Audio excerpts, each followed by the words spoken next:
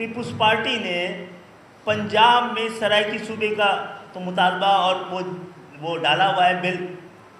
Pakistan Peoples party نے تو پنجاب کے اندر 18ویں ترمیم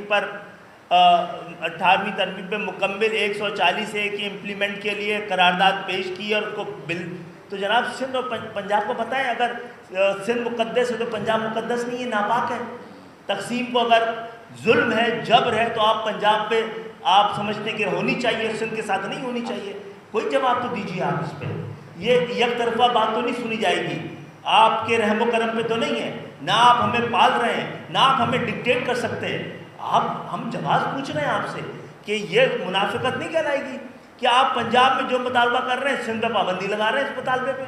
اب سندھ کے عوام کو آپ نہیں چاہتے کہ سندھ کے عوام جاگے، آپ سمجھتے ہیں کہ اس حالت میں رکھیں گے تو ہمارے غلام رہیں گے۔ اب ان کی غلامی کو ختم کرنے کا کوئی راستہ نکالا جا رہا ہے تو آپ چیخ رہے ہیں، اس کو قوم پرستوں کا نعرہ سمجھ رہے ہیں۔ ان کی حکومت تو نہیں ہے، ان کے پاس تو مینڈیٹ نہیں تھا، عیاشی آپ نے کی ہے، مزے آپ نے کیے ہیں، آپ کا پورا خاندان ایوانوں میں بیٹھا ہے، ایم کیو ایم کو تو نہیں بیٹھا۔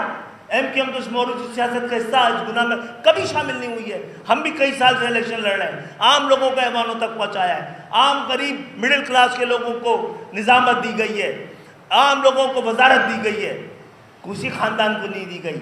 ہم لوگ نہ جاگیرداروں کی اولادیں ہیں، نہ سیاسی خانوادوں کی اولادیں ہیں، نہ کہیں کہ سجادہ نشین ہیں، عام پاکستانی ہیں۔ اس لیے عام پاکستان ایک عام سندھی کا بھی دکھ سمجھتے ہیں، درد سمجھتے ہیں، اس کے مسائل کو سمجھتے ہیں، اس کے حل کے لیے آج آپ کے پاس آئے ہیں اور یہ بل پیش کر رہے ہیں۔